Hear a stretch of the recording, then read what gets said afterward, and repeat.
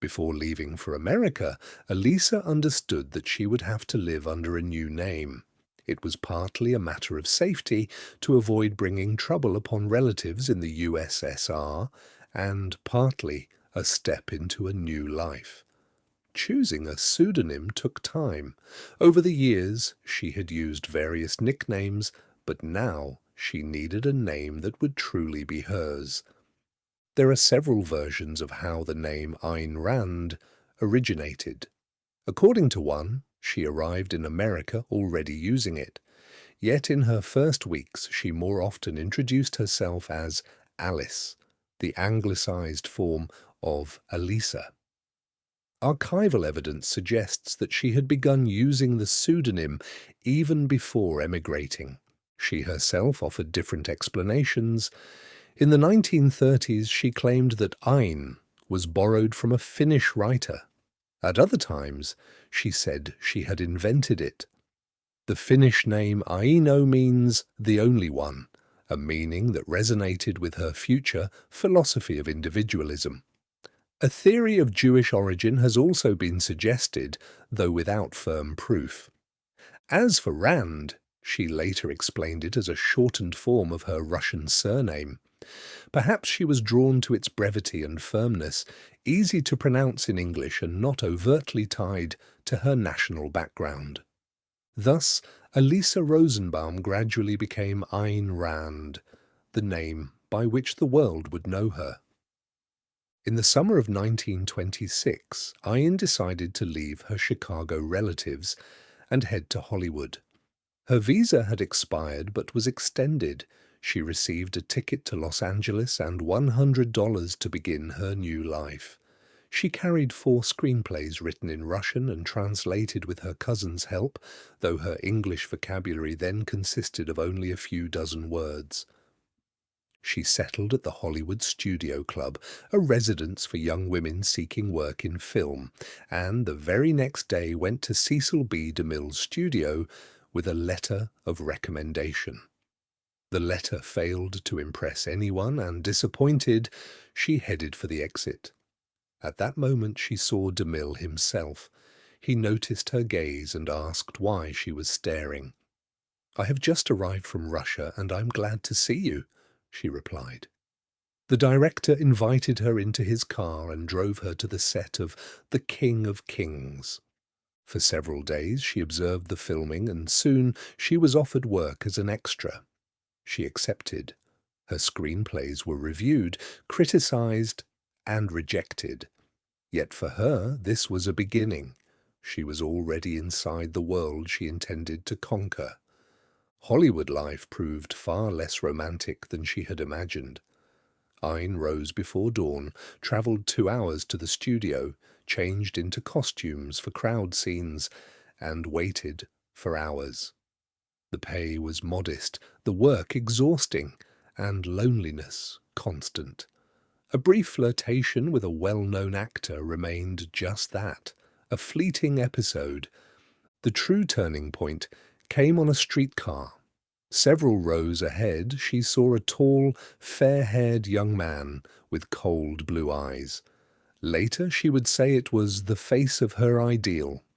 Love at first sight. The stranger exited at the same stop and walked toward the studio gates. He was Frank O'Connor, an extra. For several days she followed him without daring to speak, until she devised a pretext for introduction. He proved polite, calm, and reserved. Their conversations were simple, yet for her deeply meaningful. Soon his contract ended, and he disappeared from sight. For 9 months she searched for him, asking acquaintances, returning to streets and studios where they might meet by chance. At night she wept, but refused to abandon hope. Meanwhile, her position in Hollywood slowly improved. After her work on The King of Kings, DeMille offered her a job as a junior script reader. She wrote synopses, edited drafts, and prepared summaries of other writers' scripts, earning $25 a week. The work felt mechanical, but gave her insight into the inner workings of the studio system. One plot, about rivalry between two skyscraper builders, remained in her memory and would later echo in her fiction. When the studio closed, she lost steady income. She worked as a waitress, economized on everything, and often lived close to hunger. Occasionally, small sums arrived from her parents in the USSR, a reminder that ties to the past were not yet severed. Despite fatigue and hardship, she continued writing in the evenings and planning her future. One day, entering the Hollywood Boulevard Library, she saw Frank again. He recognized her, smiled, and suggested a walk. That meeting began a lasting relationship. Frank, born in Ohio, had long dreamed of acting and had worked at Griffiths and DeMille's studios. He was gentle, steady, and without ambitions comparable to hers. It was precisely this contrast that drew her. Beside him, she felt calm. In the spring of 1929, they married. The marriage was both an expression of love and a practical step, as her visa was expiring. After a brief trip to Mexico, she obtained permanent residence and the right to work in the United States. The anxiety of an immigrant gave way to a sense of stability. Now, she had a foundation, a man who did not obstruct her ambitions and accepted her completely. From that point on, she could focus on her primary goal, a literary career. In her early American years, Ayn wrote persistently. She experimented with genres, searched for her own style and form, drafted stories and screenplays that she submitted to studios. Most were rejected, but she regarded this as part of the path. Her English grew stronger, though she wrote slowly, weighing each sentence. She sought clarity and logic, avoiding vagueness. Even then, her characters were individuals of strong will, unwilling to submit to their environment. By day, she worked to support herself. By night, she sat at her typewriter. Frank supported her, though he did not always grasp the scale of her ambition. Gradually, she felt compelled to draw on her own experience, on revolutionary Russia, the country she had left behind.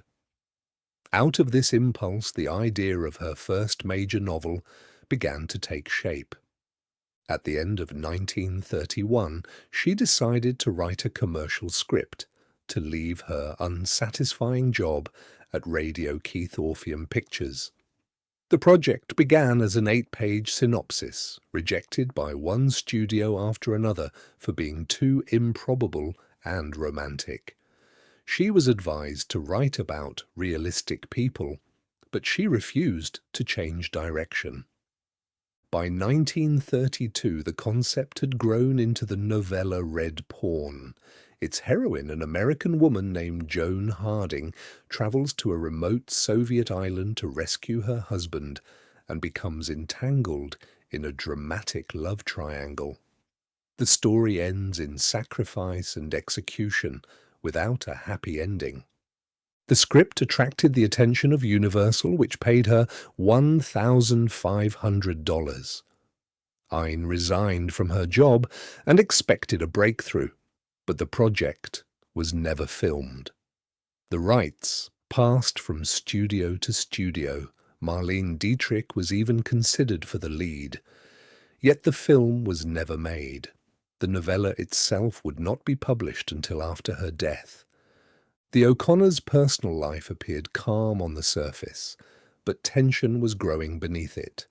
Frank increasingly receded into the background. His acting career was not advancing, and he accepted the role of husband to a wife whose success was steadily rising. Ayn, meanwhile, longed for intellectual debate. She often found it with Nick, Frank's brother, with whom she could argue through the night about philosophy and social questions. A turning point came after she saw the play, The Trial of Mary Dugan. The idea of a drama with an uncertain ending in which the audience served as the jury fascinated her. Around the same time, she was struck by the story of the Swedish financier Ivar Kreuger. Out of these influences grew her play Penthouse Legend, later retitled Night of January 16th. In 1934, at the height of the Great Depression, she received an offer from producer Al Woods. The contract promised Broadway, but required that he be allowed to make changes to her script. Ayn refused. The decision cost her money but earned her a reputation. She was spoken of as a principled writer, unwilling to surrender control of her work. The play was soon staged in Hollywood. Woods returned to negotiations and agreed to limit his Verscheitelstvo. In the autumn of 1934, the O'Connors travelled to New York with a little money. The premiere was difficult. Ayn was dissatisfied with the production, yet the play ran for 283 performances and brought solid royalties. For the first time since the Revolution, she felt financially free. The play continued to be produced in subsequent years and was eventually adapted for film. A copy reached her family in the USSR. Her father reportedly compared her style to Shakespeare's. For Ayn, it was the first major triumph, proof that her chosen path had been right. In 1929, Ayn had begun work on a novel first titled Airtight, later renamed We the Living. The timing could hardly have been worse. In 1930s America, pro-Soviet sentiment was strong. Many intellectuals openly admired communism. Against this background, a novel exposing life in the USSR was a challenge. The work progressed slowly and took 5 years.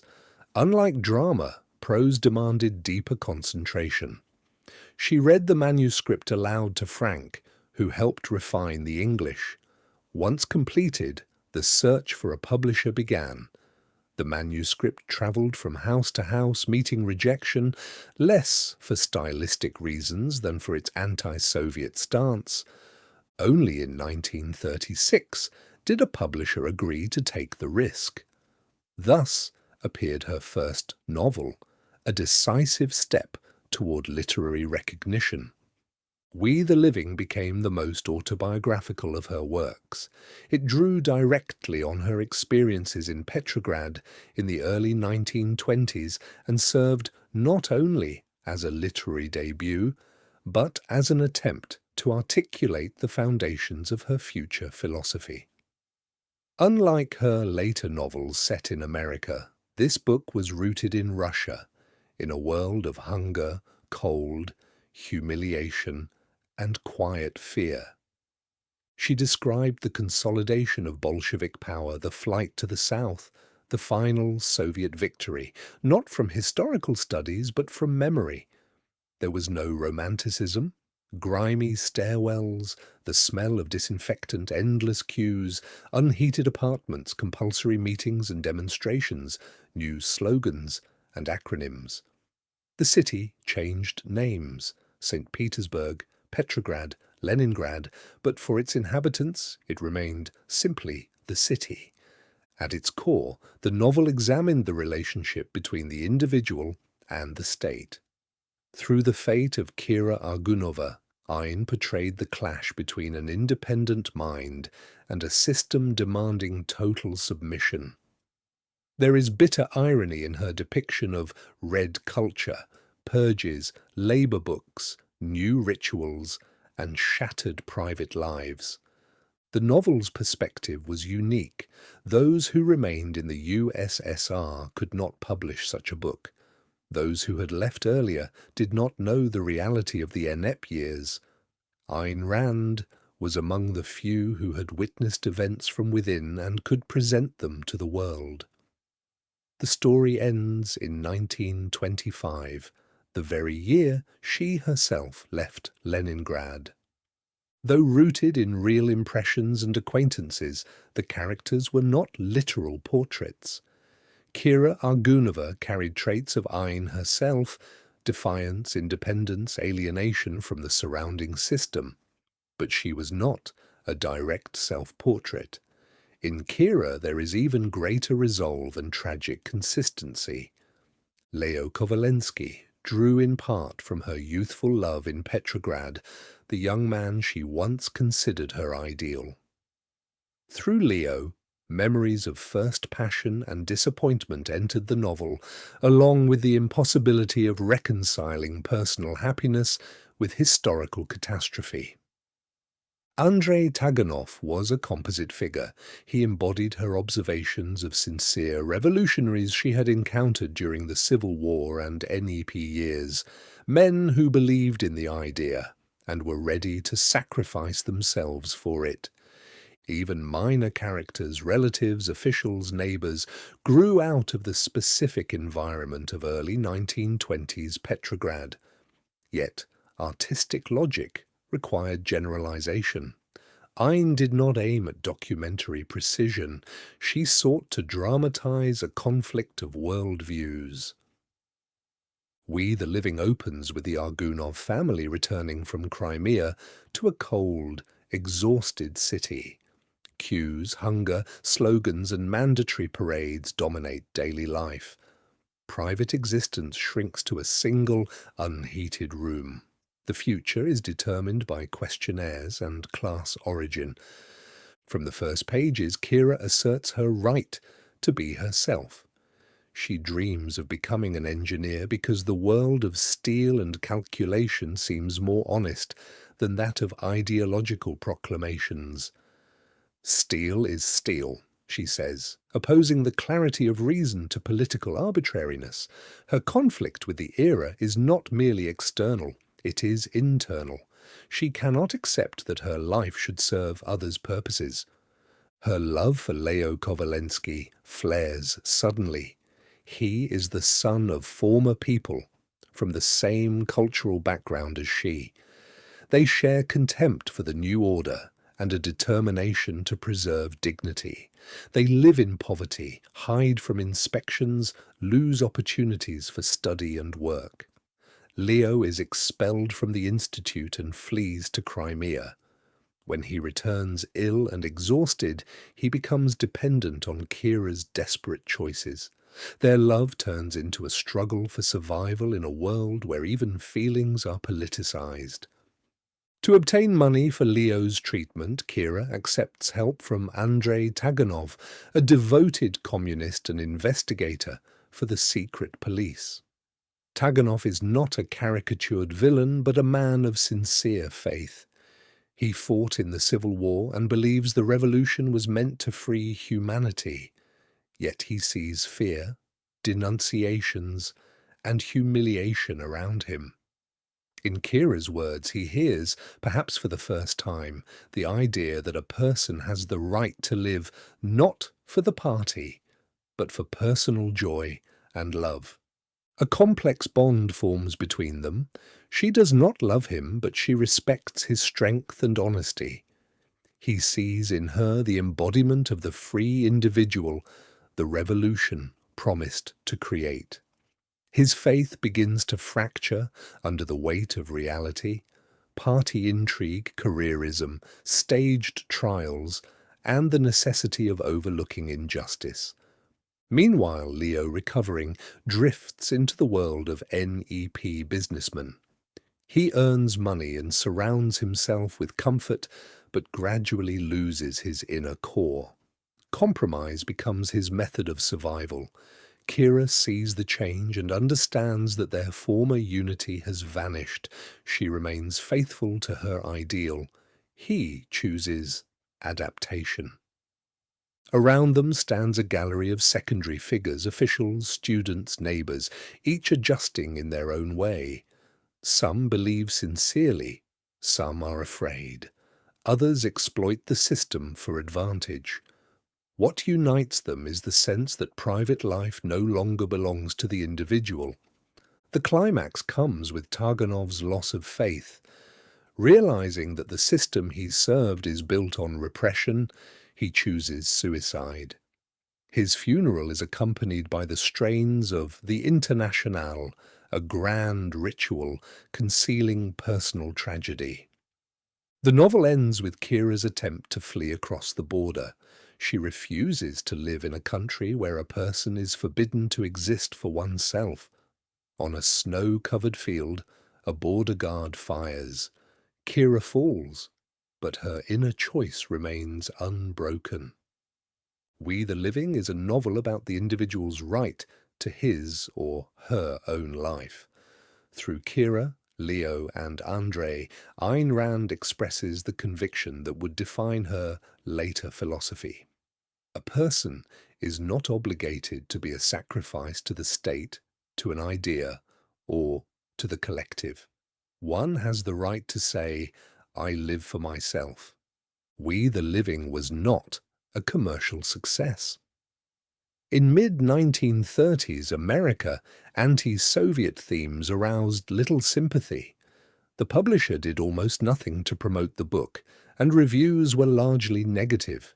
Critics accused the author of hatred for collective existence and noted that English was not her native language. The print run was only 3,000 copies, after which the type was broken up. Ayn received about $100 for the novel, yet the book slowly found readers. It began to circulate by word of mouth, and sales gradually increased. In 1937 it was published in London and later translated into other languages. Unexpectedly, in 1942 it was adapted into a two-part film in fascist Italy.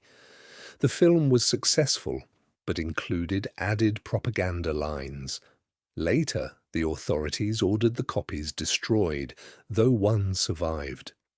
After the war, Ayn learned of the film, pursued legal compensation, and in the 1960s participated in its restoration. In 1959, We the Living was reissued in the United States with significant stylistic and ideological revisions made by the author. After Alisa's departure, the Rosenbaum family repeatedly expressed a desire to leave the USSR. As an American citizen, Ayn tried to obtain exit permits for her parents and sisters, but in 1937, Soviet authorities refused. Remarkably, these attempts did not result in repression. Correspondence with her family became her connection to the past. She wrote long letters, sometimes in English, retelling books she had read and sharing impressions of American life. The replies, more than 1,000 over 10 years, were preserved in her archive. They described shortages, rationing, the inability to buy even a light bulb or envelopes. To avoid censorship, letters were sent through intermediaries. Ayn sent packages, books for translation, clothing, small household items. Anna Borisovna translated American novels involving the entire family in the work. Zinovy Zakharovich continued practicing medicine. The fate of her loved ones proved tragic. Her father died in 1939. Her mother perished in besieged Leningrad in 1941. Her sister Natasha was killed in an air raid in 1942. Alisa's first love, Lev Beckerman, was arrested and executed in 1937. Ayn learned of many of these losses only after the war. Gradually, her ties to her homeland were severed, leaving only letters and memory. In the late 1930s, Ayn Rand wrote the novella Anthem, a concentrated expression of her philosophical convictions. If We the Living was rooted in Russian history, Anthem shifted to an unspecified future where collectivism has erased the very concept of the individual. In this world, people speak only in we, live in dormitories, and work according to assignments from a council. They cannot choose their profession, friends, or partners. Children are raised collectively, given numbers instead of names, and any sign of independence is a crime. Even the thought of personal uniqueness is considered sinful. The protagonist Equality 7-2521 is intelligent and curious. He feels within himself a drive for knowledge that he cannot suppress.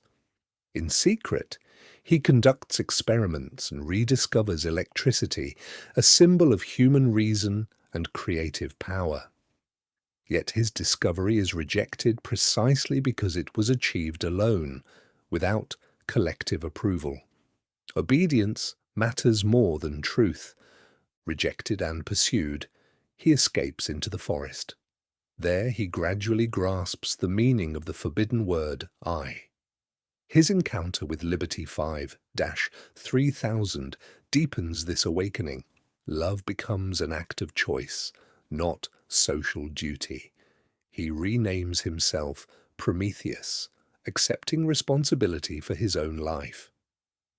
The novella ends with a triumphant affirmation of the word I. For Rand, it is not merely a pronoun, but a philosophical principle. The individual exists as an end in himself. Society can be just only if it recognizes the right of each person to think, love, and act by personal choice.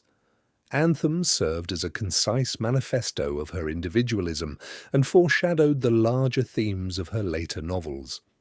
In the late 1930s and early 1940s, Rand continued writing for theatre and film while articulating her political views with increasing clarity. After the success of Night of January 16th, she wrote additional plays, though none matched its commercial impact. Theatre remained for her a platform to express ideas about personal freedom and moral responsibility. She increasingly understood that art was part of a broader worldview. At the same time, she followed American politics closely.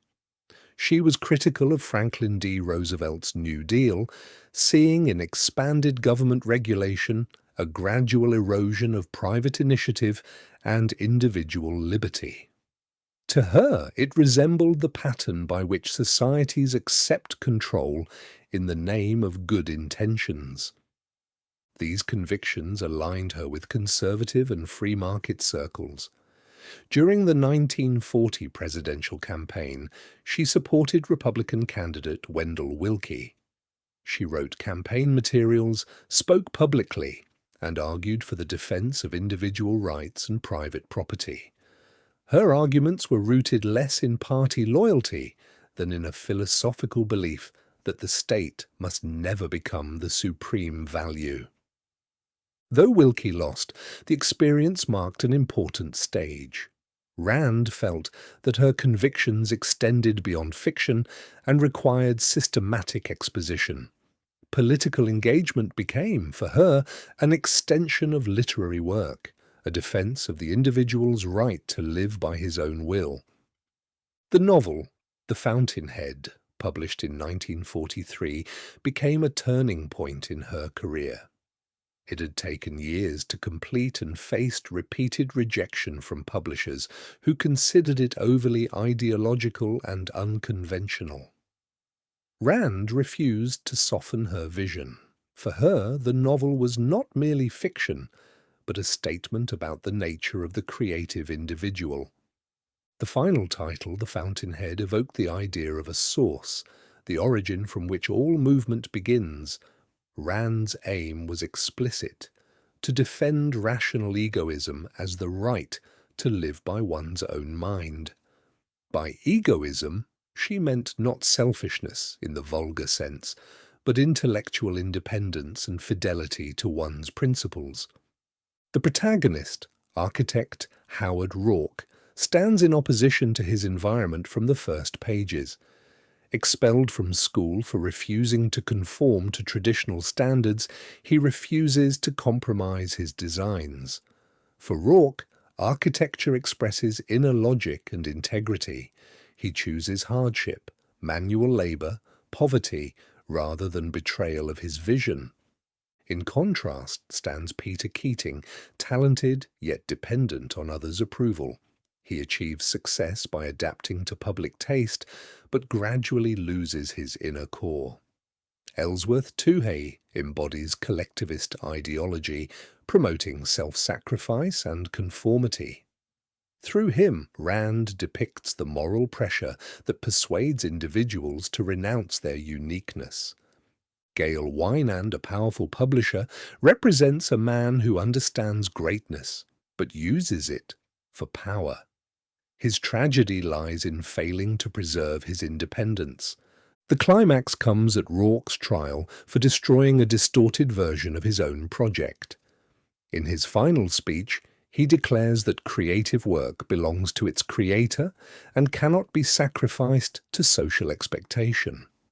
The speech became one of the novel's most quoted passages. To prepare for the book, Rand studied architecture, consulted specialists, and analyzed the structure of major classical works. Despite criticism, The Fountainhead gradually gained readers and became a symbol of intellectual rebellion against conformity. It brought her wide recognition and laid the foundation for an even more ambitious work to come. The success of The Fountainhead was not immediate, but it proved steady and growing. Early printings sold slowly. Critics were cautious, and some reviewers reproached Rand for excessive didacticism. Yet the novel gradually found its audience. A word-of-mouth effect took hold. The book was passed from hand to hand, debated in universities, discussed in professional circles and private reading groups. Over time, sales increased. Rand began receiving more letters from readers who saw Howard Rourke as a symbol of personal independence and inner integrity. Many wrote that for the first time they had encountered a literary hero who neither sought approval nor tried to conform to majority expectations. The architectural community responded especially strongly. Young architects told her they recognized their own struggles with clients and public taste in Rourke's conflict. His courtroom speech was reprinted, quoted, memorized. Her financial situation improved significantly. She could now live more securely, abandon temporary jobs, and focus on new projects. Publishers treated her more seriously, inviting her to meetings and discussions. Her reputation as a writer of ideas solidified. She was asked to lecture before students and professional audiences. Around her, a circle of supporters gradually formed, people for whom her books were not just novels but guides to a world view. At the same time, criticism intensified. Rand was accused of excessive individualism, indifference to social responsibility, emotional coldness, and lack of sympathy for the weak. Yet it was precisely this uncompromising stance that attracted readers weary of the compromises of the age. The Fountainhead became, for many, a defining statement about personal freedom and secured Rand's status as a writer with a clear, unyielding philosophical position. In December 1943, during a phone conversation with Isabel Patterson, Rand unexpectedly articulated the idea for a new novel. When advised to write a philosophical treatise, she replied instead, "What if all the creative minds of the world went on strike?" The thought seized her immediately. That night she discussed it with Frank, recalling an earlier youthful notion about intellectuals withdrawing from a collectivist society. By morning the decision was made. The strike of the minds would form the core of her next book. While still under contract in Hollywood, Rand devoted every spare moment to the project. Disillusioned with the film industry, she terminated her contract early, paying a substantial penalty of $70,000. Before beginning in earnest, she studied metallurgy, railroads, and industrial production. Once again, her protagonists would be inventors and builders, men and women of reason. She wrote slowly, weighing each sentence. The novel demanded total concentration and became the central work of her life. In the summer of 1949, Rand received a letter from a young reader named Nathan Blumenthal. His questions about We the Living and the Fountainhead were unusually precise. He was not interested in plot, but in the logical foundation of her ideas and the philosophical structure behind her fiction. A regular correspondence began. Rand responded at length as if continuing a dialogue she had long desired. Within months, she invited Nathan to visit. Their first meeting in January 1950 lasted until late at night. They spoke of reason, capitalism as a moral system, the role of art, and whether a human being could exist as an end in himself. Rand was struck that her interlocutor sought not inspiration but strict definitions and logical consistency. She saw in him not a disciple but a potential philosophical collaborator. Soon, Nathan introduced Barbara Weidman, whom he had met through the Fountainhead. Thus emerged a stable circle that later became known as the Collective. Saturday evenings at the O'Connors' apartment turned into intellectual marathons. They discussed ancient philosophy, contemporary politics, altruism and egoism, the psychology of creativity. Rand formulated principles. Nathan, who would later take the name Nathaniel Branden, questioned, challenged, refined arguments to their logical limits. Participants began to regard her not merely as a novelist but as a philosophical leader. Yet the closeness between Rand and Nathan extended beyond intellectual partnership. Barbara noticed changes in her husband's behavior, his intensity, his tone when speaking of Rand, the charged pauses. At the same time, Rand's relationship with Frank shifted. He remained loyal and supportive, but he did not share her appetite for endless philosophical debate. Rand longed for an equal intellectual companion. Frank preferred quiet distance from controversy. Their marriage outwardly endured, but inwardly grew more fragile. After moving to New York in 1951, tensions increased. Meetings became more frequent and more candid. Barbara confronted the situation directly. A painful conversation followed among the four. Rand proposed what she regarded as a rational solution: 1 day a week spent privately with Nathan, without deceit and without dissolving the marriages. She argued that love is a response to one's highest values, and if chosen consciously, it cannot be immoral. Such a position required agreement not only emotionally, but intellectually. Barbara experienced profound inner conflict. Jealousy clashed with her desire to remain consistent with the philosophical principles she had embraced. To refuse, she feared, would mean intellectual inconsistency. Frank responded differently, less with argument than with silence that grew heavier over time. Eventually, the affair began in secrecy. Philosophy of individual choice was now being tested in the realm of personal relationships. Meanwhile, Rand was completing Atlas Shrugged. Progress was slow and demanded full concentration. The most difficult portion was John Galt's speech, a systematic exposition of her philosophy. Nathaniel Branden became the chief popularizer of her ideas, lecturing and building an audience. The collective began to take on the shape of an organized movement. Members studied her works, attended lectures, and felt part of a shared mission. Yet the internal dynamics of the circle remained strained. Personal dependency, idealization, and suppressed resentment created an atmosphere in which philosophical principle intertwined with emotional vulnerability. The publication of Atlas Shrugged in 1957 consolidated her public influence and drew more adherents, but it also intensified pressure. on personal bonds. Her fateful meeting with Nathan transformed her life.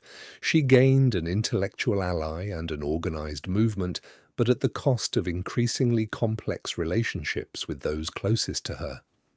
Philosophy had become not merely a system of ideas, but a lived practice with real consequences. Paradoxically, Atlas Shrugged would be her last major work of fiction. After its publication, she continued to write and lecture for many years, but she did not return to the form of large-scale narrative. Completing the novel marked the culmination of enormous inner effort, uniting personal experience, philosophical conviction, and artistic method. During its creation, Frank stood beside her. He supported her through fatigue and strain, and even contributed specific suggestions. The novel had earlier working titles, The Strike, then The Mainspring. Only later did the final title emerge from a phrase within the book, Atlas Shrugged, the line spoken by Francisco d'Anconia. "Brother, you asked for it," after the destruction of the mines, was also Frank's suggestion. The image of Atlas became the central metaphor. In a dialogue between Francisco and Riordan, the question arises, what should one say to the Titan who bears the world on his shoulders? The answer, to shrug, means to refuse to support a system built on coercion and moral blackmail. The metaphor signifies the conscious withdrawal of creators from a society that lives at their expense. The novel's plot unfolds around the strike of the mines. Entrepreneurs, engineers, and inventors disappear, refusing to sustain a society that condemns their initiative. The economy collapses, directives multiply, regulation tightens, property is confiscated, production rationed. The imagery recalls Rand's memories of Soviet Russia, lending the narrative polemical force. Across its three parts, the novel contrasts individualism and collectivism. John Galt embodies the ideal of the self-made thinker. Francisco d'Anconia, Ragnar Daneskjöld, Dagny Taggart, and Hank Rearden represent different forms of creative energy.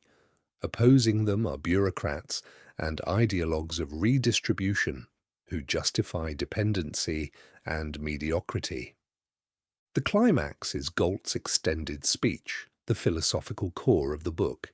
In it, Rand systematically presents the principles of objectivism, the primacy of reason, the moral right to pursue one's own happiness, and the rejection of self-sacrifice as a moral ideal. Here, fiction merges directly with theory.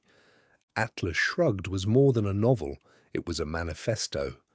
Rand's method centered on constructing a world around a philosophical conflict, on sharp contrasts and clear moral alternatives. The book provoked fierce debate, yet exerted profound influence. After its publication, Rand shifted decisively toward explicit philosophical work. In this sense, Atlas Shrugged was both the peak and the conclusion of her career as a novelist, uniting narrative idea and personal experience in a single monumental structure.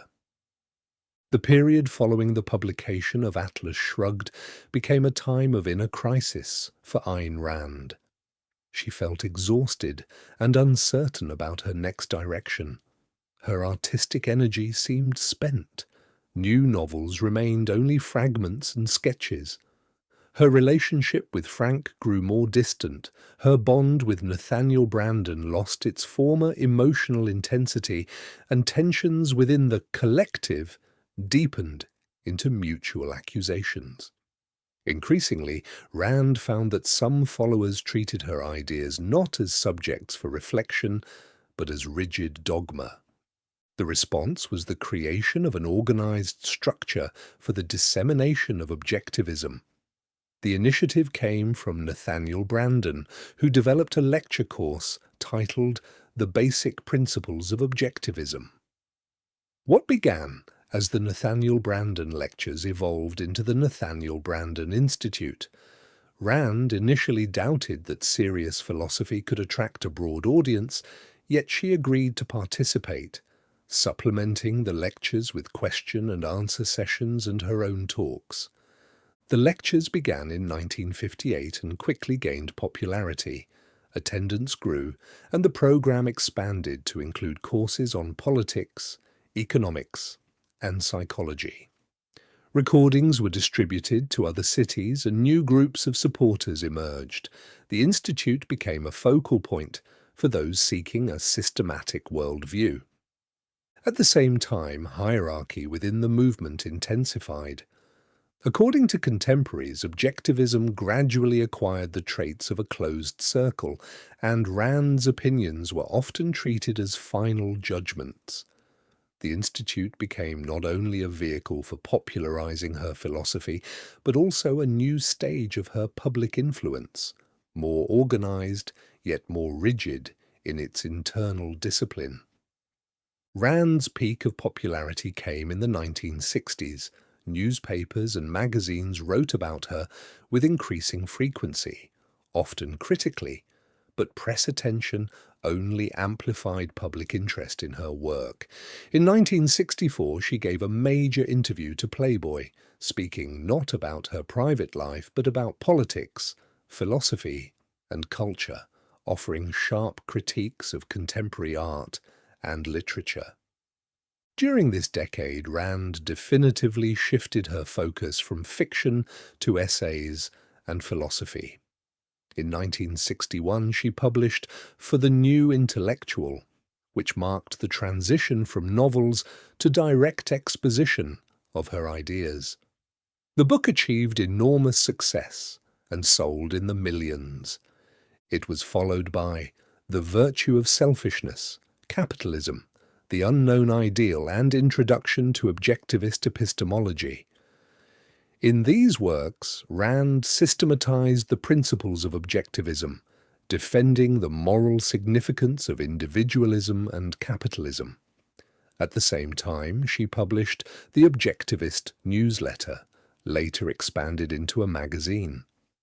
Within a few years, she had issued her principal philosophical works, firmly establishing herself not only as a novelist, but as a public thinker.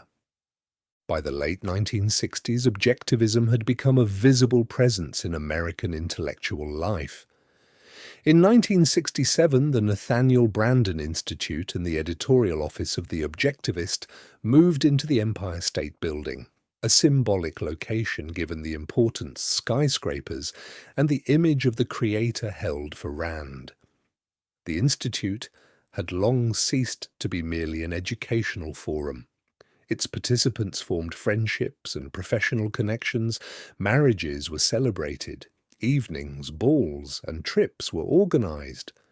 Even Rand, who had once not known how to dance, took lessons and attended events with Frank. Outwardly, her life appeared successful, millions of readers, financial stability, recognition. She continued lecturing, publishing articles, and planning a book on epistemology. She even attempted a return to fiction, working on a novel titled To Lawn Detailing. The heroine, Hella Maris, in love with a man who causes her suffering, ultimately asks, "What suffering?" Yet neither this novel nor the projected philosophical volume was completed. Behind the appearance of stability lay mounting strain. Rand's relationship with Nathaniel Branden, which had lasted nearly 2 decades, remained complex and conflicted. She decided to renew their intimacy, unaware that for several years Branden had been involved with another woman, Patricia. The deception gradually eroded trust. The situation grew increasingly painful, drawing in their closest associates. In the summer of 1968, the truth emerged. Branden confessed to the long-standing affair. The confrontation was dramatic and severe. A final break followed. Rand demanded that he publicly explain his departure from the movement as the result of immoral behavior. The Institute, so closely associated with his name, effectively ceased to exist in its former form. The magazine was reorganized and the circle of supporters fractured. The crisis of 1968 marked a turning point. It destroyed not only a personal bond, but the previous structure of the objectivist movement. Afterward, Rand increasingly withdrew into a narrower circle, and her subsequent activity took on a more isolated character.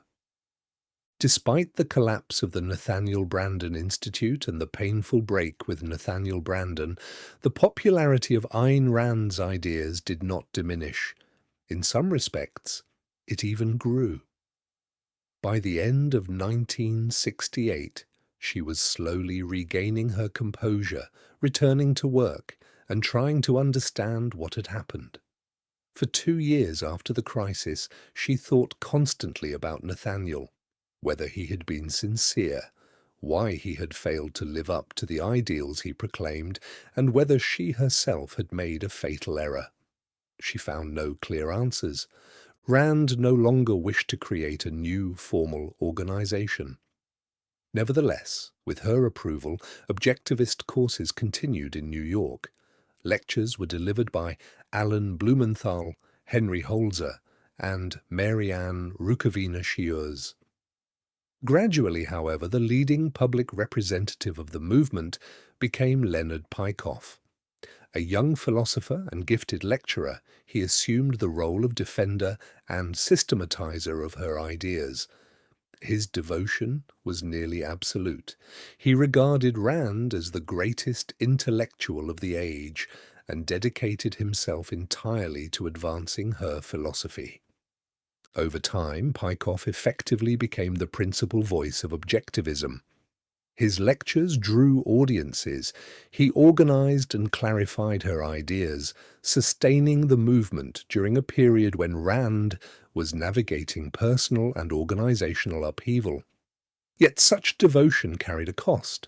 Because of his outspoken promotion of objectivism in academic settings, Peikoff lost university positions, and his conventional academic career effectively ended. In 1969, Rand published The Romantic Manifesto, an attempt to provide a philosophical analysis of art and literature. The book attracted attention but did not match her earlier commercial successes. Gradually, some of her vitality and public presence returned, though an underlying fatigue became increasingly evident. Her editorial work demanded enormous effort. She was exacting with contributors, uncompromising in matters of formulation, and intolerant of philosophical imprecision. The constant intellectual strain exhausted her. At the same time, Frank's health began to decline.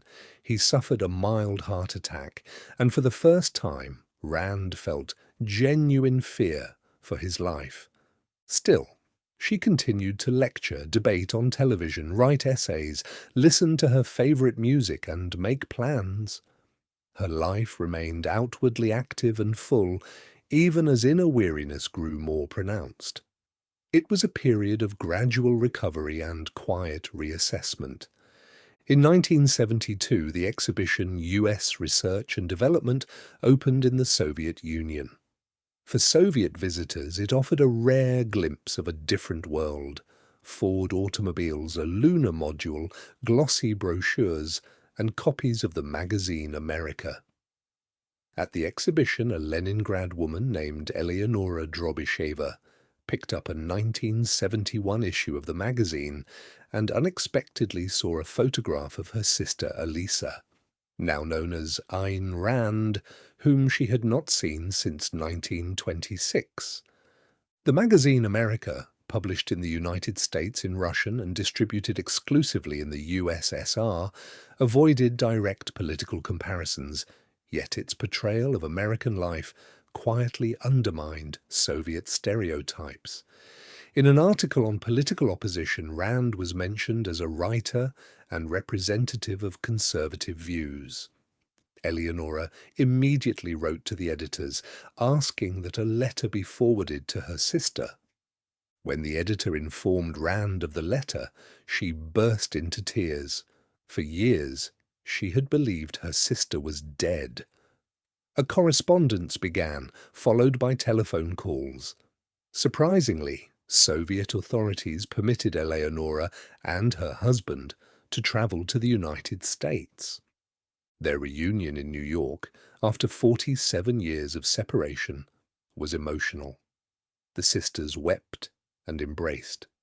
Yet almost immediately, a gulf became apparent. Eleonora and her husband viewed American society with suspicion, seeing surveillance everywhere. Ideological differences sharpened quickly. Eleonora disliked her sister's novels and rejected individualism and egoism as moral principles. Further tension arose from her admiration for Alexander Solzhenitsyn, whose views irritated Rand. The disagreements escalated into an open break. Soon, the Drobyshevs returned to Leningrad. Rand did not go to the airport to see them off. They never met again. The reunion she had hoped for ended in estrangement and became one of the most painful episodes of her later life. In her final years, Rand continued to work, publishing her newsletter, answering letters, occasionally speaking, and caring for Frank. But her strength was fading.